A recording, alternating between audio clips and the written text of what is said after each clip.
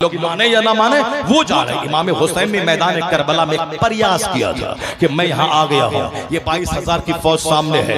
उसके कमांडर के सामने इमाम हुसैन ने एक तकरीर की थी, ऐ लोगों मैंने तेरा क्या बिगाड़ा है, तुम हमारी जान के क्यों दुश्मन बन गए हो। तुमने हमको 150 से ज्यादा खतूत लिखा था, तो तेरे खत लिखने के बाद मैं तेरे बुलाने के बाद आया और तुम आज मेरी जान के दुश्मन बन गए। तुमने चारों तरफ तलवार और तीर के पहरे बैठा दिए। आखिर क्या है तेरा मकसद, तुमने क्या मैं लड़ने आया हूँ, मैं तेरे बुलाने से आया हूँ। अब अगर तुझको मेरा बुलाना पसंद नहीं है, मेरा आना पसंद नहीं है, मुझको वापस मदीना जाने दे ताकि मैं मदीना जा करके अपना चैन जिंदगी के दिन गुजार लूं। अगर ये तुमको पसंद नहीं है तो मुझको यहाँ से सीधे यजीद के पास जाने दे दमिश्क, ताकि मैं यजीद से बैठ करके बात मसले का हल निकालूं, मैं उनसे गुफ्तगू करूं, मैं अपनी बात बताऊं। और फिर अगर ये भी पसंद नहीं है, मुझे किसी इस्लामी मुल्क की तरफ जाने दे, यानी उन इलाकों की तरफ जहां मुसलमान रहते हैं, वहां जाऊं, मैं दीन की तबलीग करूं, इस्लाम की तबलीग करता हुआ मैं अपनी जिंदगी के दिन गुजार दूं। उनका सीना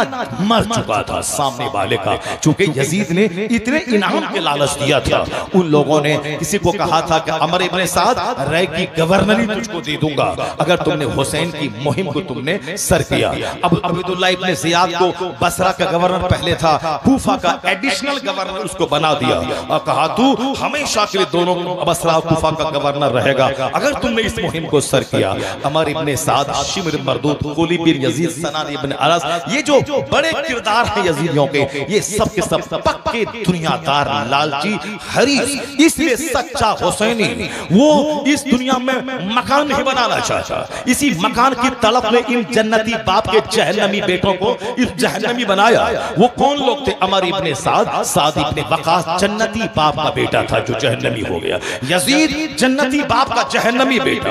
हजरत अमीर मुआविया जन्नती हैं, चूंकि वो सहाबी हैं, सारे सहाबा जन्नती हैं। अल्लाह ने वादा कर लिया है सहाबा कराम से कोई भूल चूक अगर हुई कभी, अल्लाह ने सबको माफ कर दिया, सब जन्नती है। सहाबा कराम को न गाली देना है, न उसकी खता को पकड़ना है, खता इस्तिहादी समझकर उसकी खता को भी नेकी तसव्वुर करना है। इसलिए अमीर मुआविया जन्नती, उनका बेटा यजीद जहन्नमी। साद इब्ने वकास जन्नती, उसका बेटा अमर इब्ने साद जहन्नमी। उसमें बहुत सारे लोग थे जिनके बाप सहाबी, जिनके बाप ताबई, उन नेक लोगों के जहन्नमी बेटे हुसैन के इर्द गिर्द तलवार चमकाने लगे। कहा कोई शर्त नहीं मानी जाएगी, यजीद की बैअत कीजिए, यजीद का समर्थन कर दीजिए, उसकी हिमायत कीजिए। हुसैन आजम ने कहा यह तो बेजा मुतालबा है, यह गलत मुतालबा है, ये तो मुस्तफा के बेटे से नहीं होगा। हुसैन आजम ने समझाया कि देख मैं हूं कौन, इस रुए जमीन पर मेरे अलावा कोई मुस्तफा का हकीकी नवासा नहीं मौजूद है। मैं वही हुसैन हूं जिसके बारे में जिस नबी का कलमा तुम पढ़ता है, उस नबी ने कहा था अल हसन वल हुसैन सैयदा शबाब अहली जन्ना।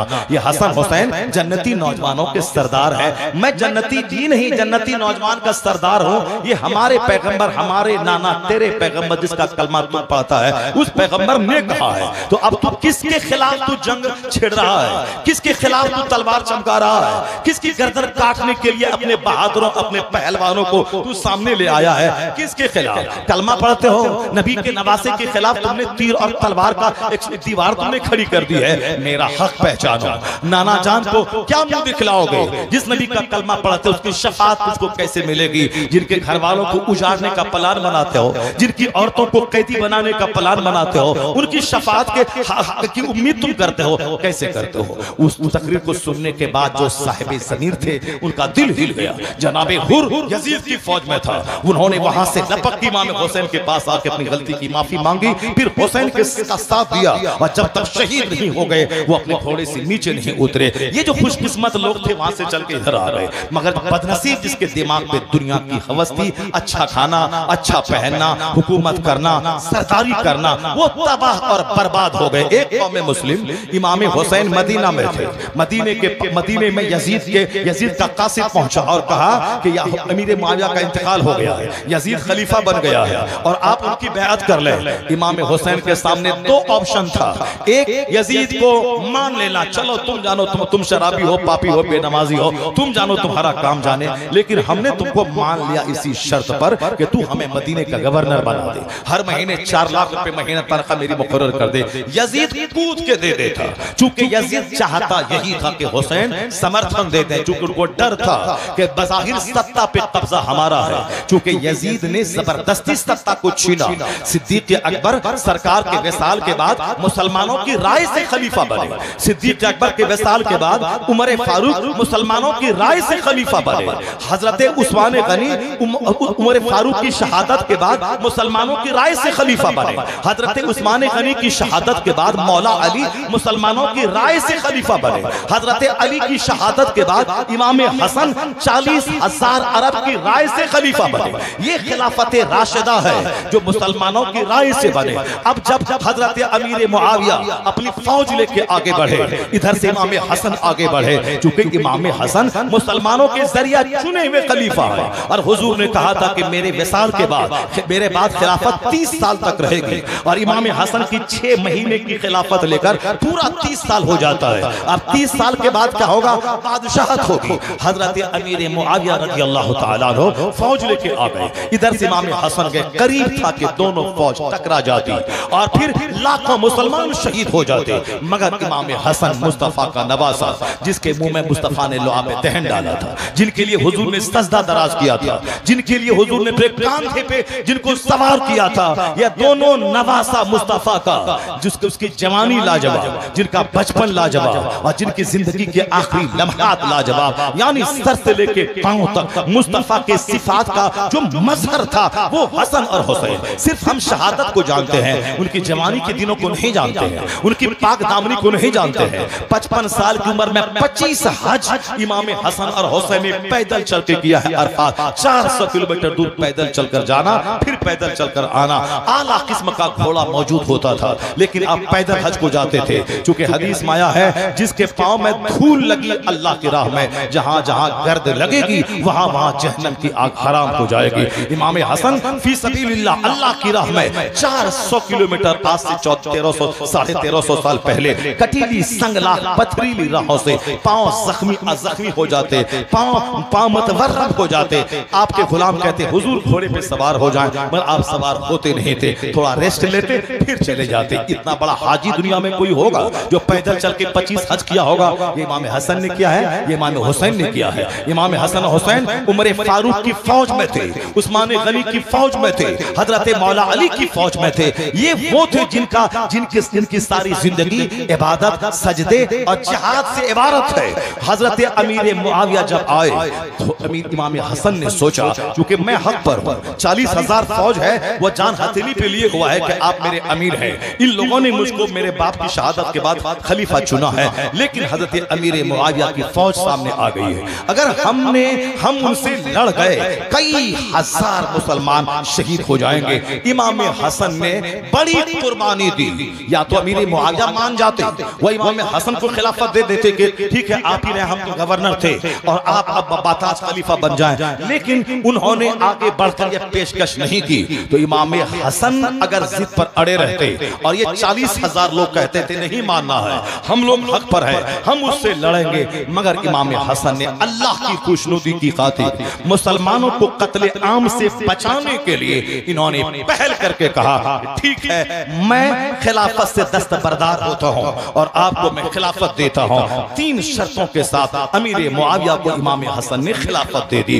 कुर्सी कोई नहीं देता है। इमाम हुसैन ने जान करबला में दी, अपनी औलाद की कुर्बानी पेश की, भी बहुत बड़ी कुर्बानी है, जो सबसे बड़ी कुर्बानी है। लेकिन इमाम हसन की कुर्बानी भी कोई कम कुर्बानी नहीं है, क्योंकि बंदा जान दे देता है मगर कुर्सी नहीं देता है। आदमी गर्दन जान दे देता है मगर सत्ता नहीं छोड़ता है। इमाम हसन बड़े भाई ने सत्ता की कुर्बानी की है, कुर्सी की कुर्बानी की है, मुसलमानों को, कई लाख मुसलमानों को कटने मरने से बचाया है। इसलिए इमाम हसन वो भी जन्नती नौजवानों के सरदार, वो भी शहीद आजम है, जिन्होंने फकीरी की जिंदगी गुजारना मंजूर कर लिया, मुसलमानों का कटवाना मंजूर नहीं किया। अमीर मुआविया को खिलाफत दे दी, आप फिर वहां से मदीना आ गए। आम मुसलमानों की तरह जाहिदाना जिंदगी आपने गुजारनी शुरू की। 20 साल तक अमीर मुआविया बहैसियत खलीफा रहे और उससे पहले 20 साल तक वह बहैसियत गवर्नर थे।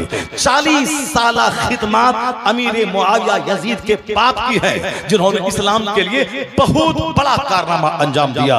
उस 20 साल में जो लोग कहते इमाम हुसैन को सत्ता के लिए गए थे, कुर्सी के लिए गए थे, उनको कहा जाए कि जब अमीर मुआविया 20 साल तक खलीफा रहे। इमाम हसन ने उनको खिलाफत दे दी, वो 20 साल तक इस्लाम की खिदमत करते रहे। इस दरमियान में कभी तुम ये बता दे कि इमाम हुसैन अपने मानने वालों को लेकर अमीर मुआविया के पास गए कि खिलाफत तो मेरा हक है, मेरे बड़े भाई ने आपको दिया था, अब वह खिलाफत मुझको लौटा दीजिए, मैं बादशाहत करूंगा। 20 साल छोटा पीरियड नहीं होता है, 20 साल एक लंबा पीरियड है। एक बार भी ऐसा नहीं हुआ कि इमाम हुसैन सत्ता के लिए दमिश्क गए हो, सत्ता के लिए 40,000 की फौज जमा करके उनसे लड़ने गए हो। एक बार भी ऐसा तारीख में नहीं आता है इमाम हुसैन कुर्सी के शौक में अमीर मुआविया से जंग करने गए। नहीं, जब अमीर मुआविया का विसाल हो गया, विसाल होने के बाद उस कुर्सी पर, जिस कुर्सी पर इमाम हसन ने हजरत अमीर मुआविया को सपोर्ट किया था, उस कुर्सी पर यजीद जैसा फासिक, आवारा ख्याल, आजाद ख्याल आदमी कब्जा कर लिया। मुसलमानों की राय नहीं ली कि मेरा बाप मर गया, अब मुसलमानों का खलीफा कौन होगा। मुसलमानों की राय के बगैर फौज का चोरी छुपे चंद लोगों से अपनी बैअत लेकर, फौज के सहारे जबरदस्ती चाहा कि सबसे मैं अपनी बैअत ले लूं, तो कमजोर किस्म के लोगों ने तो बैअत कर लिया। मगर हुसैन जैसे इमाम के पास उनका कासिद आया कि आप यजीद की बैअत कर ले, कहा मैं यजीद की बैअत चोरी छुपे कर लूं, नहीं होगा। यजीद आवारा तो पहले से था, मगर बाप ने इसीलिए उनको खलीफा बना दिया था ताकि कम से कम जब जिम्मेदारी आएगी तो नेक बन जाएगा। मगर बादशाह बनने के बाद यजीद बेलगाम हो गया, शराब पीना उसकी आदत बन गई, नमाज़ें छोड़ना उसकी आदत बन गई। तो हुसैन अगर समर्थन कर देते उस बेनमाजी शराबी फासिक को, तो कयामत तक के लिए इस्लाम का सिस्टम चरमरा जाता, मुसलमान सहम से जाते, हक बोलने वाला कोई नहीं रहता, नमाज का सिस्टम गड़बड़ा जाता, महरमात से निकाहों का सिस्टम गड़बड़ा जाता। ये जो इस्लाम एक गाइडलाइन से चल रहा था, अल्लाह के कानून से चल रहा था, मुस्तफा के ज़ाब्ते से चल रहा था, उसमें पहला रखना अंदाजी करने वाला खबीस मरदूद वो यजीद था। अब हुसैन आजम अगर सपोर्ट कर देते तो फिर क़यामत तक इस्लाम की कश्ती का आना ये जरा मुश्किल हो जाता, इसलिए हुसैन अड़ गए। अब हुसैन के सामने दो ऑप्शन था, या तो यजीद की बैअत कर लेना, वो चाहे ज़िना करे, शराब पिए, हमको मतलब ही मुझको 2 लाख का महीना दो, हम आराम से मदीने में खाएंगे, बाल बच्चों के साथ रहेंगे, मस्जिद नबी में नमाज पढ़ाएंगे, यहाँ का गवर्नर बन के रहेंगे और आराम से 55 साल में मरेंगे, माँ के पहलू में जन्नतुल बकी में दफन हो जाएंगे, उसके बाद जन्नती नौजवान के सरदार तो हम हैं। ये था अपना सेल्फ लग्जरियस लाइफ गुजारने का तरीका। एक ऑप्शन ये था, वो गवर्नर बन जाते, यजीद को समर्थन कर देते, मदीने में आराम से हाथ चूमने वाले, पैर चूमने वाले आपके गुलामों की तादाद थी, आराम से बाल बच्चों में रहते, खाते पीते मर जाते। इसमें अपना आराम तो था, मगर उस मुस्तफा के प्यार का क्या होगा जिस मुस्तफा ने हुसैन के मुंह में लुआब दहन डाला था, जिनको अपने कांधे पे सवार किया था कि आज हुसैन को कांधे पे ढोता हूं, कल जब मेरी उम्मत का बोझ हुसैन के कांधे पे आएगा तो हुसैन इस मोहब्बत का कर्ज चुकाएगा। माँ के लंबे सजदों का क्या होगा, मौला अली की तरबियत का क्या होगा। अब वह वक्त आ चुका था जिस वक्त हक की हिमायत की खातिर मुसीबतें उठाने की घड़ी आ गई थी। एक ऑप्शन था आराम से मदीने में रहना, और दूसरा ऑप्शन था कि डट जाना कि नहीं, यजीद को सपोर्ट नहीं करेंगे, इस रास्ते में कत्ल है, इस रास्ते में भूख है, इस रास्ते में प्यास है, इस रास्ते में बाल बच्चों की जिंदगी को खतरे में डालना है। हुसैन ने कहा ये रास्ता दूसरा भले ही मुसीबत का है, सब मुसीबत का है, प्यास का है, भूख का है, मगर इस रास्ते पे चल के मैं मुस्तफा को मुंह दिखा पाऊंगा, मैं अपनी माँ को चेहरा दिखा पाऊंगा कि लाल तूने दूध का क्या कर्जा अदा किया, उम्मत गुमराह होती रही और तू मदीने में आराम से हाथ पांव चुमवा के आराम की जिंदगी तू गुजारता रहा, तुम कत्ल क्यों न हो गए, तुमने डट क्यों नहीं गए, मर जाते मगर सालिम का समर्थन नहीं करना था। अगर माँ सवाल करेगी क़यामत में तो क्या जवाब देगा हुसैन। माँ की शफ़क़त का लाज रखना था, बाप के प्यार का लाज रखना था, और खुद जो उन्होंने मुस्तफा की तरबियत में रह के सीखा था। यह दुनिया पानी का बुलबुला है, आज है कल खत्म। ये दुनिया एक आग की चिंगारी है जो भड़की और खत्म हो गई। चाहे मैं 1000 आराम से जियो फिर भी तो मरना है, तो मरना है डरपोक बन के क्यों मरना है, हक की खातिर मरना है। एक तरफ दुनिया और एक तरफ आखिरत, एक तरफ अपना फायदा, एक तरफ क़यामत तक की उम्मत का फायदा, अपना फायदा तर्क किया हुसैन ने, उम्मत के फायदे की खातिर मैदान में निकल गए। मदीने की आराम भरी जिंदगी को हुसैन ने तर्क किया, अब मुसीबत वाली जिंदगी को इख्तियार किया और क़यामत तक के मुसलमानों को एक मजाज दिया, जब दीन बचाना मुश्किल हो जाए उस वक्त में तुम्हें दीन बचाने के लिए गर्दन जाए चाहे हुसैन के तरीके पर अमल करते हुए हक की रस्सी को मत त्यागना, हक को कभी हाथ से जाने मत देना, किसी जालिम के सामने झुक करके उसके जुल्म को तस्लीम मत कर लेना। तू मारेगा और क्या करेगा, मगर तेरा सपोर्ट उसको और जरी बना देगा, तेरे सपोर्ट से दीन और हक खतरे में पड़ जाएगा। तो हुसैन ने अपनी जिंदगी से बताया, जब दुनिया और आखिरत दोनों आपस में टकरा जाए तो आखिरत को गले लगाना, दुनिया को त्याग देना। जब हक और बातिल दोनों टकरा जाए, बातिल को त्याग देना, हक को पसंद कर लेना। खुदा को राजी करने के लिए भूख प्यास अगर कत्ल की राहों से गुजरना पड़े तो मौजूदा आरामदेह जिंदगी को तर्क करके इस मुसीबत की जिंदगी को चुन लेना, क्योंकि इस मुसीबत के बाद आराम ही आराम है, इस मुसीबत के बाद जन्नत ही जन्नत है। तो हुसैन ने इस ऑप्शन को कबूल किया, आखिरत का रास्ता, हक का रास्ता, सदाकत का रास्ता, भूख और प्यास तकलीफ का रास्ता चुन लिया। इसलिए हुसैन मदीने से निकल गए, मक्का गए, मक्के से निकल के करबला गए। अब देखा सामने 22,000 की फौज, आपने समझाने की कोशिश की मगर जालिमों ने नहीं माना। हुसैन आजम ने हक बयान किया, हुज्जत तमाम कर दी, ताकि ये मत बोलना कि कल हुसैन ने मुझको नहीं बताया कि सच्चाई क्या है और मैं क्या हूं, मैं बेखबर बेखबरी में यजीद का साथ दिया। इसलिए हुसैन अपने आप को बचाने के लिए नहीं, हक बताने के लिए खुतबा दिया था। अब वहां यजीद के सिपाही हरकारे इसी बात पे बसित और मुसिर थे कि आप यजीद को हाथ दे दें, समर्थन दे दें, मगर हुसैन आजम ने कहा यह हमसे नहीं होगा। जब चारों तरफ से लोगों ने घेर लिया, दाना पानी बंद कर दिया, जब बच्चे भूखे प्यासे रहने लगे, यहां तक कि उन जालिमों ने तब उन्होंने जोर डाला, बस अब जंग के लिए तैयार हो जाइए। वहां जंग करने हुसैन गए ही नहीं थे, जंग करने जाते तो दूध पीते अली असगर को क्यों लेके जाते, अगर जंग करना होता तो औरतों को लेके क्यों जाते, जब जंग करना होता तो बीमार बच्चों को लेके क्यों जाते, अगर जंग करने के लिए हुसैन जाते तो मदीना से नौजवानों की टीम तैयार करके जाते, 1000 2000 5000 नौजवानों को लेके जाते, चलो लड़ना है यजीद की फौज से। यहाँ तो उम्मते मुस्लिमा को तबाही से बचाने के लिए जो उन लोगों ने खत लिखा था कि मेरा कोई अमीर नहीं है, मैं उसके पीछे नमाज नहीं पढ़ता हूँ, मैं यजीद को सपोर्ट नहीं करता हूँ, यजीद बेनमाजी है, शराबी है, आजाद ख्याल है, मैं उसको अपना हाकिम नहीं मानता हूँ। आप आइए, मेरी रहनुमाई कीजिए, मेरी रहबरी कीजिए, मेरी इमामत कीजिए, मेरी क़यादत कीजिए। अगर आज आपने मेरी क़यादत के लिए मदीना से चल के आप यहाँ नहीं आए तो कल मैं क़यामत के दिन कहूंगा कि दुनिया में हमारा सहारा तन्हा हुसैन था, हमने उसे आवाज दी कि मेरे दीन मेरे ईमान को बचाइए, मगर हुसैन जान के डर से मदीने में रह गए, यहाँ नहीं आए, तो आपका जवाब क्या होगा। हुसैन आजम ने तस्दीक की खातिर मुस्लिम बिन अकील को भेजा, मुस्लिम बिन अकील के हाथों 40,000 लोगों ने बैअत कर ली। वहां से खत लिखा कि हालात बड़े साजगार है, खत मिलते ही फौरी आप कूफा के लिए रवाना हो जाइए। मगर जैसे ही खत पहुंचा इमाम हुसैन के पास और अपने काफिले वालों के साथ मक्का से रवाना हुए, उधर रास्ते में खबर मिली कि जालिमों ने मुस्लिम बिन अकील को शहीद कर दिया है। उनके दो साथी जो रास्ता बताने के लिए गए थे वो शिद्दत प्यास की वजह से रास्ते ही में वो शहीद हो गए, यानी हालात वहां का मंजरनामा बदल चुका है।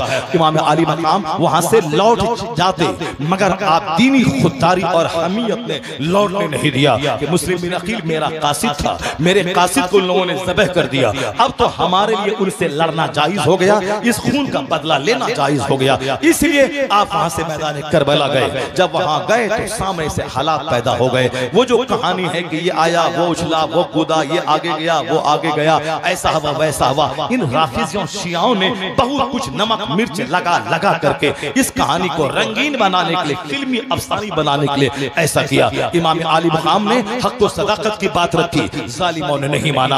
अब वहां जंग छिड़ गई, दो फिक्री जंग, एक वही फिक्र थी हुसैन हाथ कैसे नहीं देगा, जब मुसीबत में पड़ेगा तो देगा, भूखा रहेगा तो देगा, प्यासा रहेगा तो देगा, बच्चे मरेंगे तो देगा। हुसैन ने कहा ठीक है आजमा ले।